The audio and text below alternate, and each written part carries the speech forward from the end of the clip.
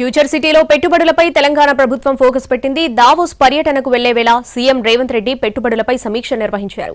Future సిటీలో పెట్టుబడులకు ఉన్న సానుకూలతలను ప్రపంచ వేదికపై పరిచయం చేసేందుకు సిద్ధంగా ఉండాలని అధికారులను ఆదేశించారు. ఇవాళ రేవంత్ రెడ్డి ఢిల్లీకి వెళ్తారు. అక్కడి నుంచి దావోస్ పర్యటనకు వెళ్తారు. పెట్టుబడులకు గమ్యస్థానంగా దేశంలో తెలంగాణ అందరి దృష్టిని ఆకర్షిస్తోందన్నారు CM Revanth Reddy.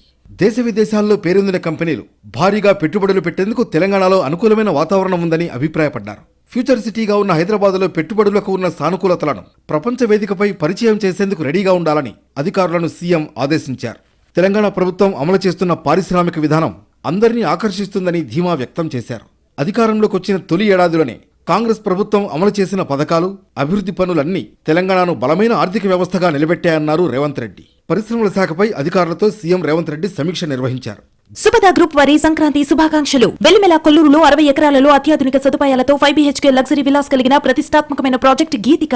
Cell number 9989999853. జనవరి 20 నుంచి దావోస్ పర్యటన ఉండడంతో రాష్ట్రంలో పెట్టుబడుల సమీకరణ, వాటి పురోగతిపై దృష్టి పెట్టారు.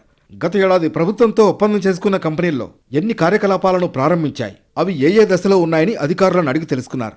అధికారులు ఇచ్చిన ఇన్పుట్స్ ను పరిశీలించిన సీఎం తొలి ఏడాదిలో రాష్ట్రానికి భారీగా పెట్టుబడులు వచ్చాయని సంతృప్తి వ్యక్తం చేశారు.